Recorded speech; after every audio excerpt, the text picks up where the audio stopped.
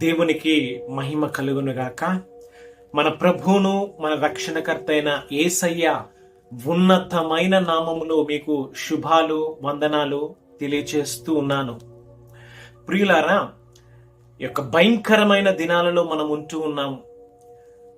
దేవుని రెండవ రాకడ కదలికలు బహుబలముగా జరుగుతున్న దినాలలో మనం ఉంటూ ఉన్నాము. ఏ దినము ఏమి సంభవించునో మనకు తెలియని దినాలలో మనం ఉంటూ ఉన్నాము.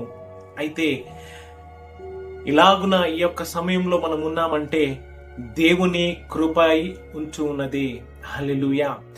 ఈ దినాన్ని చూడక ఎంతో మంది ఈ యొక్క కాల గర్భంలో గతించిపోతూ ఉంటూ ఉండగా నిన్ను నన్ను మనలను ఆ దేవాది దేవుడు ప్రేమించి ఆ దేవుడిచ్చిన ఆయుష్ను బట్టి ఆరోగ్యమును బట్టి ఆ దేవుణ్ణి స్తుతించుట మనకు ఎంతైనా మంచిది కనుక ప్రాముఖ్యమైన సమయంలో దేవుని యొక్క వాగ్దాన వాక్యాన్ని మనము ధ్యానించుకుందాము. దేవునికి మహిమ కలుగునుగాక. హల్లెలూయా. ఈ రోజున సర్వమానవాళి తమకి ఇష్టం వచ్చిన రీతిలో తన యొక్క జీవన విధానాన్ని గడుపుతున్న దినాలను మనం చూస్తూ ఉంటాం.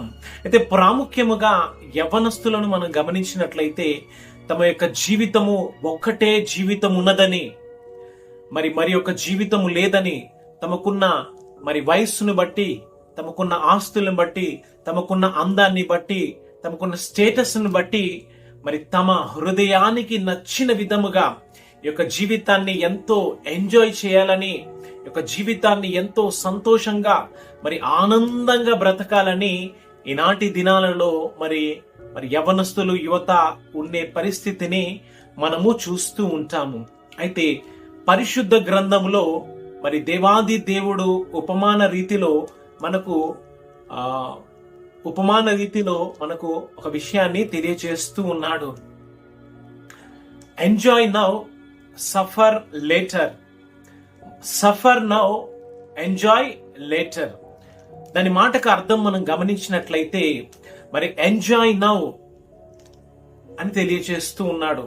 ఈ రోజున సర్వమానవాళి యువత ఈ యొక్క ఎంజాయ్ చేయాలని, తన యొక్క జీవితాన్ని సంతోషముగా తన హృదయానికి తన మనస్సుకు నచ్చిన విధంగా జీవించాలని జీవిస్తూ ఉన్న దినాలను మనం చూస్తూ ఉంటాం. అయితే అలాంటి జీవితాన్ని మనం జీవించినప్పుడు పరిశుద్ధ గ్రంథం మనకు తెలియజేస్తూ ఉంది, సఫర్ లేటర్. ఈ యొక్క జీవితాన్ని గడుపుతూ ఉన్నప్పుడు మన యొక్క శరీరానికి మనకు ఇష్టం వచ్చినట్లు, మన మనస్సుకు నచ్చినట్లు మనం బ్రతుకుతూ ఉన్నప్పుడు, ఈ యొక్క దేహాన్ని మన యొక్క ప్రాణం విడిచినప్పుడు మనము సఫర్ అంటే ఎంతో బాధపడతాము, ఆ యొక్క నరకములో వేదన పడతాము అని పరిశుద్ధ గ్రంథములో మనకు తెలియజేస్తూ ఉంది. ప్రసంగి గ్రంథము 11వ అధ్యాయము 9వ వాక్యము చదువుతున్నాను.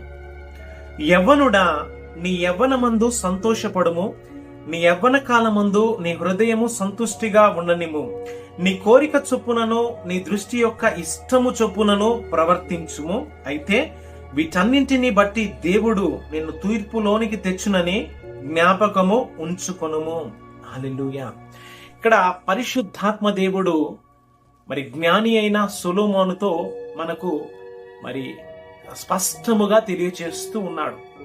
యవ్వనుడా, నీ యవ్వన కాలమందు నీవు సంతోషించుము, నీ మనస్సుకు నచ్చినట్లు నీవు ఆనందించుము, నీ కోరిక చొప్పున నీ ఇష్టం వచ్చినట్లు నీవు ఆనందించుము. అయితే దేవుడు తెలియజేస్తున్నాడు, అయితే వీటన్నింటినీ బట్టి దేవుడు నిన్ను తీర్పులోనికి తెచ్చునని జ్ఞాపకం తెచ్చుకునుము. హల్లెలూయా. కనుక ఈ రోజున నీవు ఎంతో సంతోషిస్తూ ఉన్నావా? ఎంతో నీవు ఆనందిస్తున్నావా?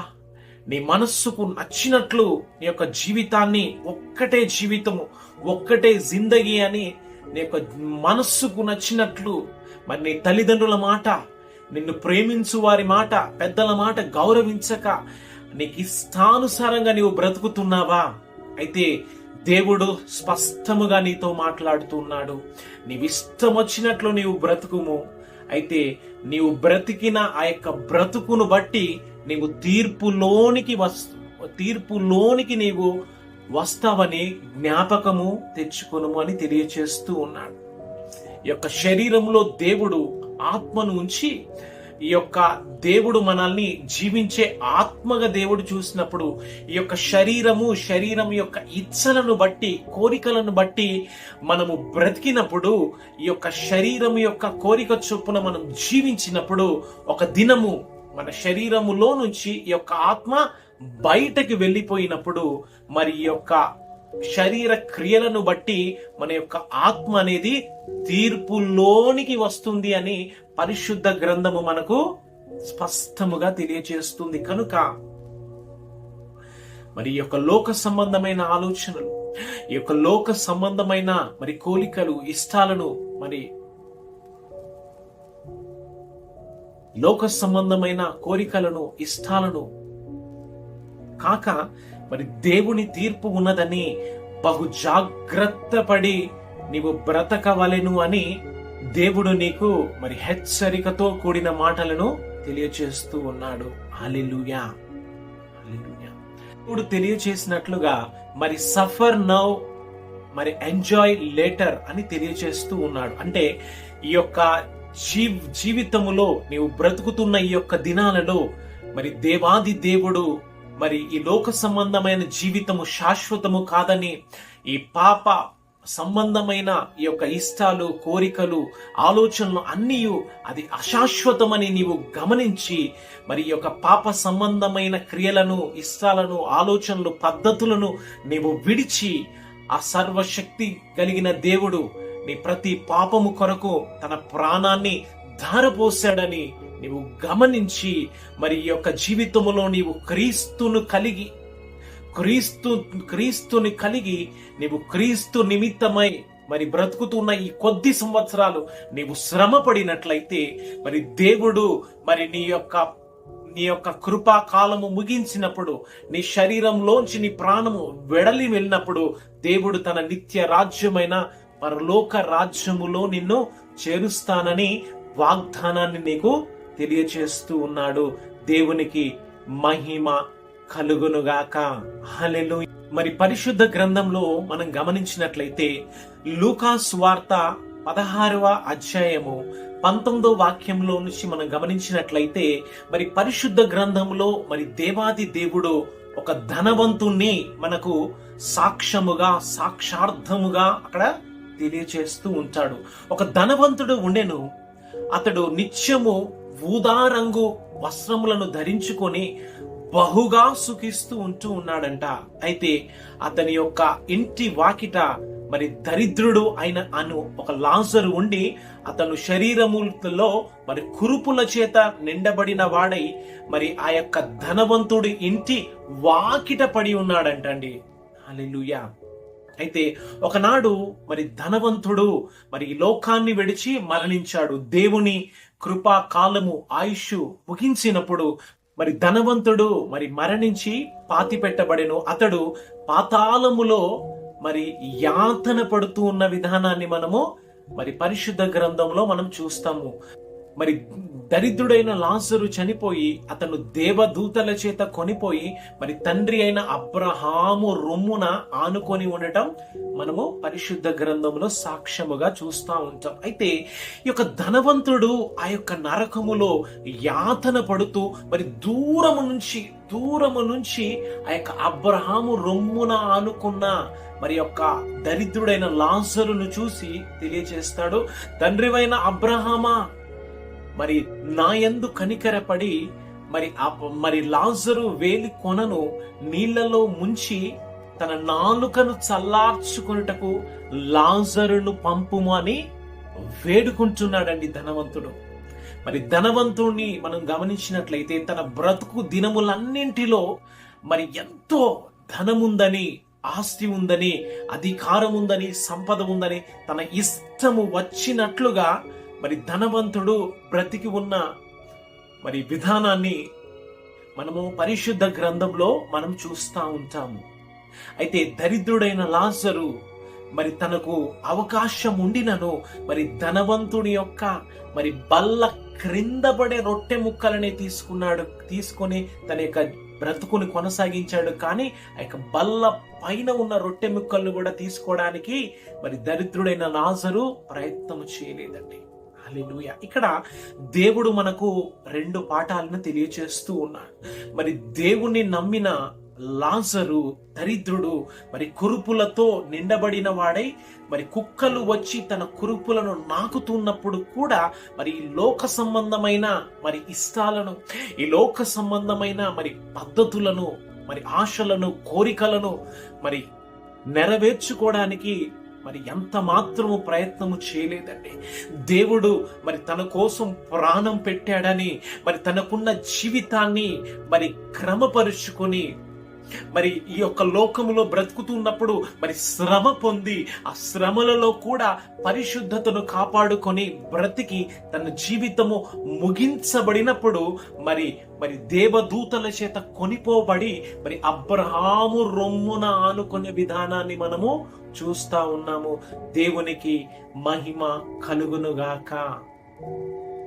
అయితే ధనవంతుణ్ణి మనం గమనించినట్లయితే లూకా సువార్త 16వ అధ్యాయము 25లో ఒక మాటను ధ్యానించుకుందాము. లూకా సువార్త 16వ అధ్యాయము 25వ వాక్యము ధ్యానించుకుందాము. అందుకు అబ్రహాము, నా కుమారుడా, నీవు నీ జీవితకాలం అందు నీకిష్టమైన సుఖము అనుభవించితివి, అలాగునని లాజరు కష్టము అనుభవించనని జ్ఞాపకము చేసుకొనుము. ఇప్పుడైతే వాడు ఇక్కడ నెమ్మది పొందుచున్నాడు, నీవు యాతన పడుచున్నావు అని తెలియచేశాడు. హల్లెలూయా. ఇక్కడ మనం గమనించినట్లయితే మరి తన బ్రతికి ఉన్న దినాలలో మరి ధనవంతుడు తనకి ఇష్టము వచ్చినట్లు బ్రతికాడండి. బ్రతికి మరి దేవుని యొక్క భయము లేక, మరి దేవునికి దగ్గరైన జీవితము లేక, ఈ లోకమే శరణ్యమని, ఈ లోకమే మరి శాశ్వతమైన లోకం అనుకొని తన హృదయానికి నచ్చినట్లు, తన మనస్సుకు నచ్చినట్లు మరి బ్రతికినందున బట్టి, మరి దేవుని భయము లేనందున బట్టి, ఆ యొక్క జీవితాన్ని బ్రతికినందున బట్టి అతడు మరణించగా మరి తన యొక్క జీవితానికి తన యొక్క ఇష్టము చొప్పున బ్రతికినందున బట్టి తన యొక్క పాపమునకు మరి మరి జరగనందును బట్టి మరి తన పాపమునకు క్రీస్తు రక్తములో మరి అది పాప క్షమాపణ జరగనందును బట్టి మరి ధనవంతుడు మరి నరకములో మరి యాతన పడుతూ ఉన్నాడు. భయంకరమైన అగ్ని జ్వాలల మధ్య యాతన పడుతున్నాడండి ధనవంతుడు. మరి తండ్రివైన అబ్రహామును పిలుస్తూ ఉన్నాడు, అబ్రహామా మరి నాయందు కనికరపడయ్యా అని పిలుస్తూ ఉన్నాడు. ఇదిగో ఈ యొక్క మరి సాక్ష్యము, మరి దేవుడు ధనవంతుడుని మరి దరిద్రుడైన లాజరును మరి యొక్క సర్వ మానవాళికి నిమిత్తము మరి ఈ లోకములో బ్రతుకుతున్న బ్రతుకు మరణించినప్పుడు మరి నిత్య నరకం ఉన్నదని, నరకములో భయంకరమైన మరి అగ్ని జ్వాలల వేదన ఉన్నదని, భయంకరమైన మరి దాహము దప్పిక ఉన్నదని దేవుడు మరి సాక్షార్థముగా మరి ఈ యొక్క వాక్యమును, వాగ్దానాన్ని పరిశుద్ధ గ్రంథములో మనందరికి కనువిప్పు కలుగు నిమిత్తము దేవుడు రాసి ఉంచాడండి. దేవునికి స్తోత్రాలు కలుగునుగా. కనుక ఈ యొక్క వాగ్దాన వాక్యాన్ని, ఈ యొక్క రక్షణ వాక్యాన్ని వింటున్న నీవు, ఇదిగో పరలోకము ఉన్నది, మరి నిత్య నరకము ఉన్నది. ఈ లోకములో మనము మన ఇష్టం వచ్చినట్లు జీవించినట్లయితే, ఈ లోకమే శాశ్వతమని జీవించినట్లయితే ఒకనాడు ఈ యొక్క శరీరాన్ని విడిచి నిత్య మరి పరలోకమునకైనను మరి నరకమునకైనను మనము శరీరము జరిగించిన క్రియలను బట్టి వెళ్ళవలసి ఉన్నది. హల్లెలూయా. కనుక భయము కలిగి, మరి దేవుని యొక్క భయము కలిగి ఈ యొక్క జీవన యాత్రలో మనం బ్రతుకుతున్న బ్రతుకు దినాలలో మరి బ్రతకవలసిన వారముగా ఉంటూ ఉన్నాము. హల్లెలూయా. మరి పరిశుద్ధ గ్రంథమైన బైబుల్, ఖురాన్, మరి వేదాలు, ఋగ్వేద, సామవేదం, యజుర్వేదం, అథర్వణ వేదం, ఇంకను మరి హోలీ బుక్స్ అన్ను ప్రతి ఒక్కరు మరి పరలోకము నరకము ఉన్నదని స్పష్టముగా తెలియజేస్తూ ఉన్నదండి. మరి తల్లి గర్భములో మనం పుట్టిన మొదలు మరి జన్మతః కర్మతః క్రియలతః మనం పాపులమై ఉంటూ ఉన్నాం. అయితే మనం పాపము నుంచి విడుదల కలిగించబడాలి అంటే దేవుని యొక్క పరిశుద్ధమైన రక్త ప్రోక్షణ మరి జరిగించాలండి. కనుక దేవాది దేవుడు తన రక్తాన్ని కార్చి మనకు నిత్య నరకము నుంచి విడుదల కలుగ చేయాలని మరి పరలోక రాజ్యమును మరి మనము స్వతంత్రించుకున్నట్లు తన యొక్క ప్రాణాన్ని సైతము దేవాది దేవుడు మన కొరకు ధారపోసాడండి. కనుక మరి ఎంజాయ్ నౌ అని నీవు అనుకుంటున్నావా? మరి పరిశుద్ధ గ్రంథం తెలియచేస్తున్నది మరి సఫర్ లేటర్. ఈరోజు నీకున్న మరి పరిస్థితులను బట్టి, నీకున్న అవకాశాలని బట్టి నువ్వు సంతోషిస్తూ ఉన్నావా? అయితే నువ్వు మరణించినప్పుడు నిత్య నరకాగ్నిలోనికి వెళ్ళవలసి ఉన్నది అని జ్ఞాపకం చేసుకోవాలి. లేదా మరి దేవుని నిమిత్తము దేవుణ్ణి తెలుసుకొని మరి దేవుడు మన పాపముల నిమిత్తం మరణించాడు అని బ్రతుకుతున్న ఈ కొద్ది దినాలు మరి దేవునికి ఇష్టానుసారముగా మరి బ్రతుకు దినములు భయము కలిగి మనం బ్రతికినట్లయితే మరి దేవుని యొక్క నిత్య రాజ్యములోనికి వెళ్ళినట్లు దేవుడు మనకు మార్గాన్ని సరళం చేసి ఉన్నాడు. దేవునికి స్తోత్రాలు కలుగునుగా. నైన శరీరము తిరిగి మన్నై మంటికి చేరవలసినదే. అయితే దేవుడు అనుగ్రహించిన మన ఆత్మ ఆ యొక్క పరమాత్మ అయిన దేవునిలో ఐక్యమవ్వాల్సి ఉంటున్నది. అయితే మనం శరీరములో దేవుడు ఆత్మ ఉంచగా ఈ యొక్క శరీరము మరి జరిగించిన పాప జీవితాన్ని బట్టి మరి నిత్య నరకాగ్నిలోనికి వెళ్ళవలసిన వారముగా మనం ఉంటున్నాం. అయితే దేవుడు మన యొక్క స్థితి గతులను మార్చి దేవునితో మనతో ఆయన ఉండులాగున ఆయన మొదట శ్రమపడి తన ప్రాణాన్ని ధారపోసి మన యొక్క ఆత్మ నిత్య నరకాగ్నిలోనికి వెళ్ళకుండానట్లు పరలోక రాజ్యములోనికి వెళ్ళినట్లు దేవుడు మరి పరలోకమున్నదని నరకమున్నదని తానే మరణించి మనకు మరి మార్గమును సరళం చేశాడు. కనుక రక్షణ వాక్యాన్ని వింటున్న నీవు పరలోకమున్నదని మరి నరకమున్నదని గమనించి మరి క్రీస్తును నీ హృదయములో చేర్చుకొని నీ పాపాల నుంచి విడుదల చేయబడి మరి నరకము నుంచి తప్పించబడి పరలోక రాజ్యములో చేర్చబడినట్లు మరి క్రీస్తుని నీ హృదయములోనికి ఆహ్వానించి భయము కలిగి మరి దేవుని నిత్య రాజ్యములోనికి నీవు నడిపించబడుదువుగాక. హల్లెలూయా, హల్లెలూయా, ఆమేన్.